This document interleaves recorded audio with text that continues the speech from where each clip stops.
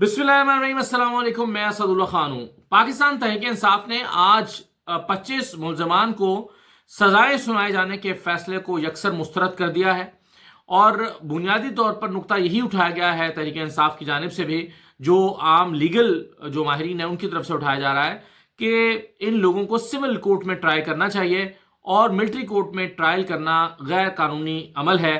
और इन जो मुलजमान हैं इनका FIR का होना और इनके जो एतराफ़ी बयानात का होना, ये इनको ट्रायल करने के लिए काफ़ी नहीं है, ये सजाएं देने के लिए काफ़ी नहीं है।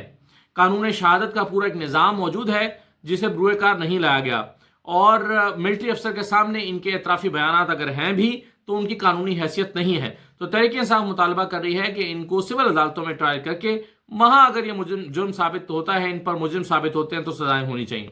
दूसरी तरफ तहरीक इंसाफ ने 29 के करीब सवालात जो है वो जारी किए हैं एक वीडियो की शक्ल में, और ये 29 सवाल चुभते हुए सवाल पूछे हैं एक वीडियो की शक्ल में, और ये वीडियो भी इंग्लिश एक्सेंट के साथ जारी हुई है, इंग्लिश में जारी हुई है, इंग्लिश में सवाल किए गए हैं और इंग्लिश एक्सेंट के साथ ही किए गए हैं। शायद उसकी बुनियादी वजह यह है कि जो इंटरनेशनल कम्युनिटी है उनको भी इंगेज किया जाए, उनके इल्म में भी ये सवाल लाए जाए, उनको भी पता चले कि ये जो 9 मई हुआ था उस पर तहरीक इंसाफ के जहन में क्या है और वो क्या सवाल पूछ रहे हैं। और फिर चूंकि इंटरनेशनल कम्युनिटी एक्टिव भी हो रही है, रिचर्ड गिरनेल जो हैं वो भी इसको रिस्पॉन्ड कर रहे हैं, तो शायद तहरीक इंसाफ ने मुनासिब समझा कि एक तवील वीडियो में ये सारे सवाल पूछे जाएं ताकि सबको पता चले कि इनका जवाब क्या है।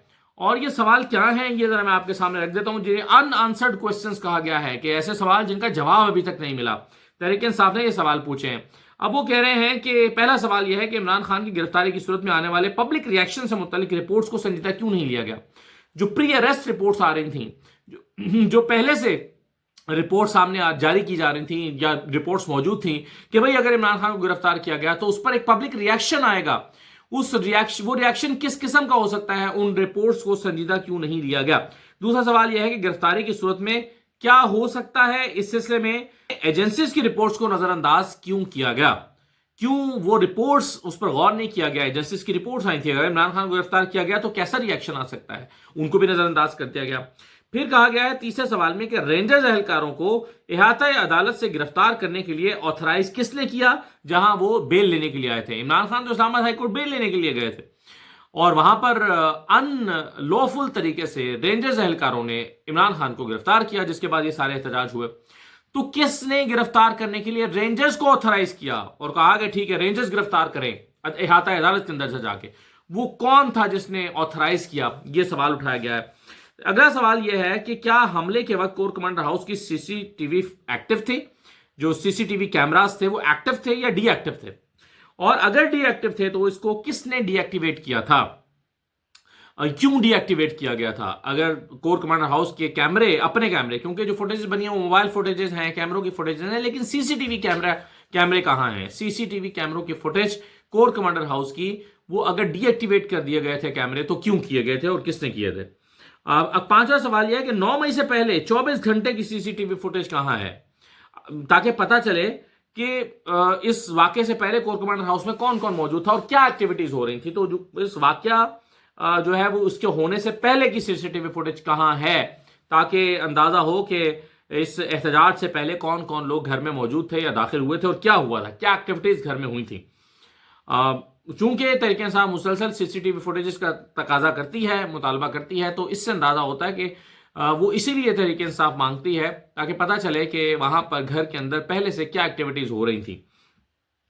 छठा सवाल है कि कोर कमांडर हाउस से मल्टीपल लेयर्स सिक्योरिटी को क्यों हटा दिया गया था।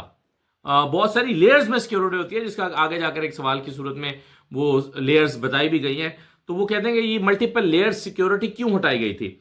सातवां सवाल यह है कि core commander house cantonment area में था, हुजूम शेरपा ब्रिज से दाखिल हुआ, वहां पर एक चेक पोस्ट है, आम दिनों में मुसल्ला गार्ड्स इस जगह की हिफाजत करते हैं, चेक पोस्ट पर खड़े होते हैं। 9 मई के एहतजाज के वक्त ये मुसल्ला गार्ड्स यहां क्यों मौजूद नहीं थे। वो जो शेरपा ब्रिज उतरते ही साथ ही वो एक है जहां से कैंट में दाखिल होते हैं, तो वहां पर एक बड़ा पुराना नाका, बहुत बड़ा नाका है, चेक पोस्ट है। कैंट में एंटर होने के जितने भी पॉइंट्स हैं वो सब कैंटोनमेंट एरिया में दाखिल होने के लाहौर में जितने भी पॉइंट्स हैं وہ سب وہاں پر ناکے ہیں, چیک پوسٹیں ہیں, اور ان میں سے ایک بڑی چیک پوسٹ یہ بھی ہے شیرپاؤ برج. تو کہا گیا سوال ہے کہ مسلح گارڈ عام دنوں میں وہاں پر کھڑے ہوتے ہیں, اس کینٹونمنٹ میں داخل ہونے کے لیے ہر ایک شخص کی چیکنگ بھی ہوتی ہے, کچھ لوگوں کے شناختی کارڈ چیک کیے جاتے ہیں, کچھ لوگوں کی گاڑیاں چیک کی جاتی ہیں, مسلح لوگ موجود ہوتے ہیں, تو اس دن وہ وہاں پر کیوں نہیں تھے. اچھا, 8واں سوال یہ ہے کہ ملٹری پولیس کینٹ میں جگہ جگہ موجود ہوتی ہے, مگر اس روز وہاں پر کوئی نہیں تھا. جو ملٹری پولیس کے لوگ ہیں وہ کینٹ کے اندر پولیس, جو ٹریفک پولیس کی ذمہ داریاں بھی وہی انجام دے رہے ہوتے ہیں, تو وہ کہاں پر تھے. پھر 9واں سوال ہے کہ کور کمانڈر کا گھر پورے کینٹ میں وہ جگہ ہے جس کی سب سے زیادہ حفاظت کی جاتی ہے, موسٹ پروٹیکٹڈ ہاؤس. پورے کینٹ میں اگر کوئی موسٹ پروٹیکٹڈ ہاؤس ہے تو وہ یہی ہے, اور اس کے لیے وہ کیا لیئرز ہوتی ہیں سیکیورٹی کی, وہ کہتے ہیں کہ جی ملٹری پولیس ہوتی ہے کینٹ میں, کور کمانڈر ہاؤس کی اپنی سیکیورٹی ہوتی ہے, QRF ہوتی ہے, کوئک ریسپانس فورس, پھر گیریزن سیکیورٹی فورس بھی اس جگہ کی حفاظت کی ذمہ دار ہوتی ہے, پھر 3 مختلف انٹیلیجنس یونٹس یہاں پر کام کرتے ہیں, اور پھر کہا گیا کہ رینجرز ہیڈ کوارٹر یہاں سے صرف 5 منٹ کی دوری پر ہے. کینٹ پولیس اسٹیشن جو ہے وہ کینٹ کے اندر پولیس اسٹیشنز موجود ہیں, کئی پولیس اسٹیشنز ہیں. تو وہ کہتے ہیں کہ سوال پی ٹی آئی کر رہی ہے کہ 5 منٹ کے فاصلے پر رینجرز ہیڈ کوارٹر تھا, مظاہرین کو آنے میں 2.5 گھنٹے لگے ہیں, تو مظاہرین نے پہلے پہنچنا تھا یا رینجرز پہلے پہنچ سکتی تھی؟ کیوں نہیں ان لوگوں کو انگیج کیا گیا؟ اور یہ سیکیورٹی جو 6-7 لیئرز پر مشتمل سیکیورٹی ہے, یہ ساری کی ساری لیئرز کیسے جو ہے وہ بریچ ہوئیں, یہ سوال تحریک انصاف نے اٹھایا ہے. اور پھر کہا گیا کہ کسی کے لیے بھی اس سیکیورٹی لیئرز کو بریچ کرنا ممکن نہیں تھا.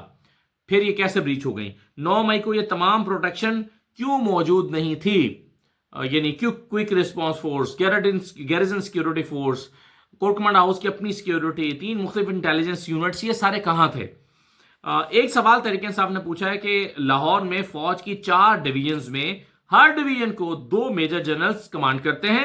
اس کے علاوہ ڈی جی رینجرز اور 5 بریگیڈ کمانڈرز بھی موجود ہیں.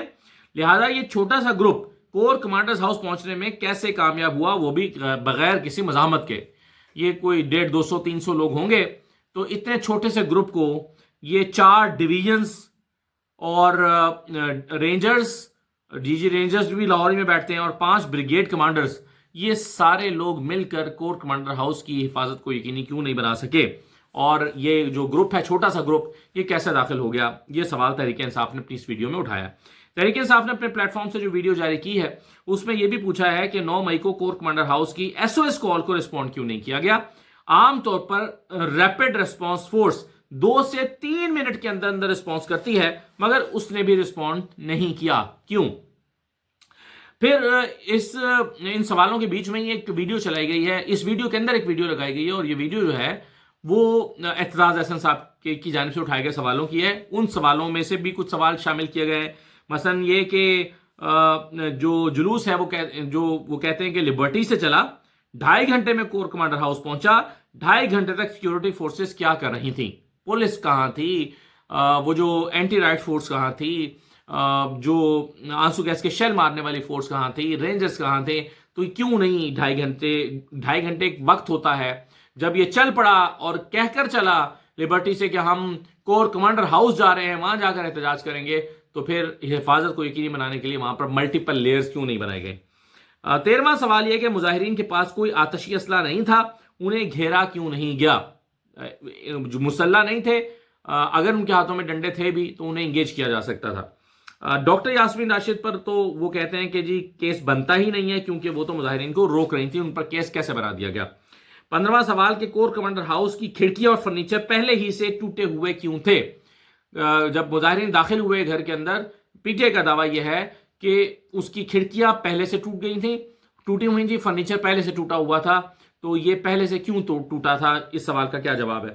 ایک سوال یہ ہے کہ واقعے کے بعد کور کمانڈر لاہور نے واقعے سے متعلق اپنا کوئی بھی بیان جاری کیوں نہیں کیا, اپنا نقطہ نظر کیوں نہیں بیان کیا, اپنے پرسپیکٹو سے کیوں نہیں بتایا کہ کیا ہوا ہے, ان کا کوئی بیان سامنے کیوں نہیں لایا گیا؟ 17واں سوال یہ کہ واقعے کے بعد مکمل انکوائری کیے بغیر فوج نے فوری طور پر پی ٹی آئی کے خلاف اپنا فیصلہ کیوں سنا دیا؟ یعنی آئی ایس پی آر کا حوالہ دیا گیا کہ آئی ایس پی آر نے فوری طور پر پی ٹی آئی کو مورد الزام ٹھہرایا, تو اس واقعے کی تو مکمل انکوائری ہونی چاہیے تھی. تو فوج نے فوری طور پر پی ٹی آئی کے خلاف اپنا فیصلہ کیسے سنا دیا؟ ایک سوال یہ ہے کہ 38 افراد کے ملٹری کورٹ میں ٹرائل کے لیے کون سے ایویڈنس موجود ہیں؟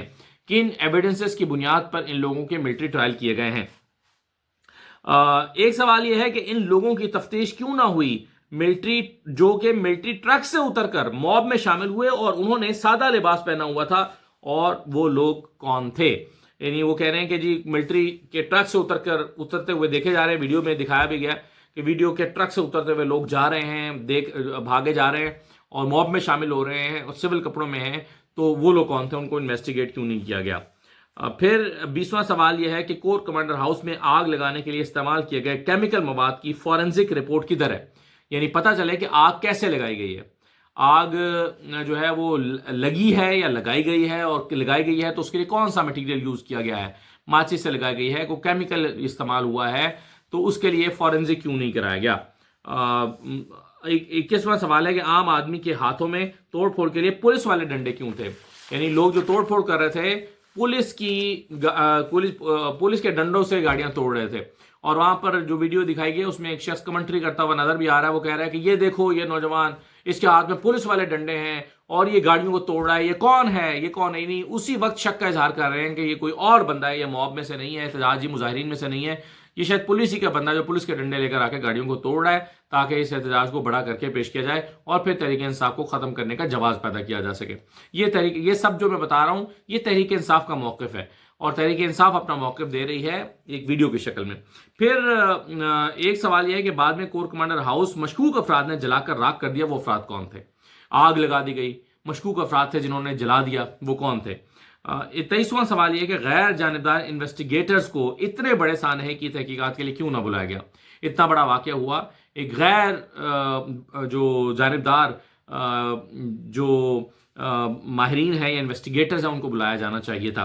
تحریک انصاف اس لیے ابھی جو موجودہ انویسٹیگیٹرز ہیں ان کو اس لیے غیر جانبدار نہیں سمجھتی کیونکہ اس واقعے سے پہلے ہی فوج اور تحریک انصاف کے درمیان ایک بہت طویل کھینچاؤ نظر آ رہا تھا، اور فوج ہی نہیں بلکہ انتظامیہ کے خلاف بھی، حکومت کے حوالے سے بھی.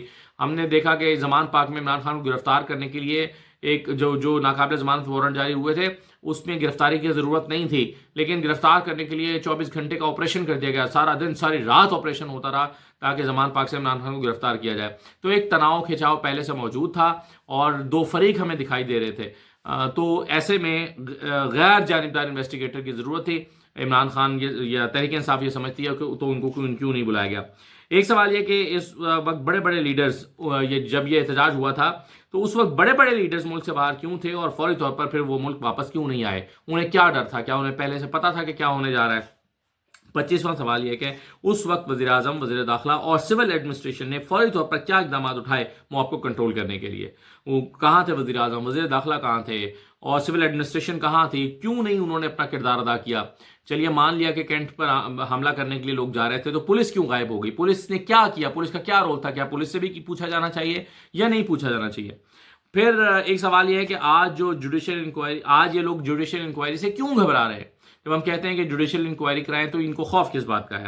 اگر یہ دعویٰ درست ہے کہ حملے کے وقت کور کمانڈر اور ان کی فیملی موجود تھی تو کسی ویڈیو میں وہ نظر کیوں نہیں آ رہے؟ تحریک انصاف کو لگتا ہے کہ نہیں، یہ غلط دعویٰ بھی غلط ہے، فیملی کو تو پہلے ہی وہاں سے نکال دیا گیا تھا. یہ جو کہا جاتا ہے کہ کور کمانڈر ہاؤس کو پچھلے والی دیوار سے سیڑھی لگا کر اتر کر بھاگنا پڑا ان کو اور ان کی فیملی کو، بچوں کو، تحریک انصاف مانتی ہے کہ یہ غلط دعویٰ ہے کیونکہ اگر ایسا ہوا تھا اور کور کمانڈر اور ان کی فیملی موجود تھے تو کسی ویڈیو میں وہ دکھائی کیوں نہیں دے رہے وہاں پر، اور کیوں وہ جو ہے وہ وہاں سے بغیر ان کا ایویڈنس کیوں نہیں ہے؟ 28واں سوال یہ ہے کہ کیا ایک بلڈنگ یا گھر جس میں کوئی جانی نقصان بھی نہیں ہوا اس کی حرمت 20-30 پرامن پاکستانیوں سے زیادہ ہے؟ یعنی آپ نے 25 لوگوں کو سزائیں دے دیں، سینکڑوں لوگوں کو گرفتار کر لیا، ان کی زندگیاں خطرے میں ڈال دیں، داؤ پر لگا دیں، تو کیا ایک گھر یا بلڈنگ جس میں کوئی جانی نقصان نہیں ہوا، خالی گھر کی حرمت ان 25 جانوں سے زیادہ ہے؟ یہ سوال کیا گیا ہے. آخری سوال جو ہے وہ یہ ہے کہ 9 مئی آپریشنز کا بینیفیشری کون ہے؟ کس کو فائدہ ہوا؟ کیونکہ تحریک انصاف کو تو فائدہ نہیں ہوا، تحریک انصاف کو تو نقصان ہوا. فائدہ شاید نون لیگ کو ہوا ہے یا دیگر طاقتوں کو. تو 9 مئی آپریشنز کا بینیفیشری کون ہے؟ یہ 29واں سوال اٹھایا گیا ہے. تو میرے جو ویڈیو میں نے 19 منٹ کی ویڈیو دیکھیے، اس میں جو سوال اٹھائے گئے ہیں وہ میرے خیال میں وہ یہ 29 سوال بنتے ہیں جو کہ پوچھے گئے ہیں. کس سے پوچھے گئے ہیں مجھے نہیں پتا، یہ حکومت سے، اسٹیبلشمنٹ سے، انٹرنیشنل کمیونٹی سے، عام لوگوں سے، اداروں سے، انویسٹیگیشن کے اداروں سے، تحقیقات کرنے والے لوگوں سے، کن کے سامنے یا شاید سب کے سامنے سوال رکھے گئے ہیں. اسی لیے انگریزی میں یہ ویڈیو جاری کی گئی ہے، انگلش کے ہی ایکسنٹ میں، تاکہ لوگوں کو، انٹرنیشنل کمیونٹی کو بھی اس میں شامل کیا جائے اور وہ بھی ان سوالوں کا جواب تحریک انصاف کے لوگوں کے ساتھ مل کر ڈھونڈیں. اس کے علاوہ عمران خان کا موقف بھی سامنے آ گیا ہے، اور عمران خان نے ٹویٹ کرتے ہوئے کہا ہے کہ 9 مئی عمران خان اور تحریک انصاف کے خلاف ایک منظم عسکری سازش، خود ہی 9 مئی فالس فلیگ آپریشن کی سازش رچا کر بے گناہ شہریوں کو ملٹری ٹرائل کے ذریعے جج، جیوری اور جلاد بن کر سزا دینا انسانی حقوق کی صریحاً خلاف ورزی ہے. عالمی تنظیموں کو ملٹری ٹرائل کے نام پر کیے گئے انصاف کے قتل کا نوٹس لینا چاہیے. تو عمران خان یہ سمجھتے ہیں کہ عالمی تنظیموں کو اس پہ ایکٹیو ہونا چاہیے اور دیکھنا چاہیے کہ یہ ملٹری ٹرائل کے نام پر تحریک انصاف کے جو ہے وہ ان کو کرش کیا جا رہا ہے، دبایا جا رہا ہے. تو یہ عمران خان کا موقف جو ہے وہ بھی سامنے آ گیا ہے. اس کے علاوہ ایک سوال یہ بھی اٹھ رہا ہے یا اٹھایا گیا ہے تحریک انصاف کے مختلف پلیٹ فارم سے کہ جو توڑ پھوڑ پچھلے 2-2.5 سال میں عوام کے گھروں میں ہوئی ہے اس کا کون حساب دے گا. یعنی کور کمانڈر ہاؤس پر ہونے والی توڑ پھوڑ کا تو آپ نے حساب لیا، لوگوں کو سزائیں دیں، لیکن لوگوں کے گھروں میں جو گھسے، ریحانہ ڈار کے گھر میں جو پولیس گھسی ہے، یا 25 مئی کو، جب 25 مئی 2022 کو، یعنی اس واقعے سے تقریباً 1 سال پہلے، 9 مئی سے تقریباً 1 سال پہلے جو احتجاج ہوا تھا اور پولیس نے لوگوں کے گھروں میں گھس کے پی ٹی آئی کے چھوٹے چھوٹے کارکنوں کو بھی گرفتار کر لیا تھا، ان کے گھروں کی جو ٹریس پاسنگ ہوئی تھی اس کا ذمہ دار کون ہے؟ تحریک انصاف اپنے پلیٹ فارم سے یہ سوال بھی اٹھا رہی ہے. یہ وہ سارے سوال ہیں جو پی ٹی آئی نے اٹھائے ہیں اور ان کا جواب وہ ڈھونڈ رہے ہیں. دیکھیے یہ جواب کون دیتا ہے. اجازت دیجیے، اللہ حافظ.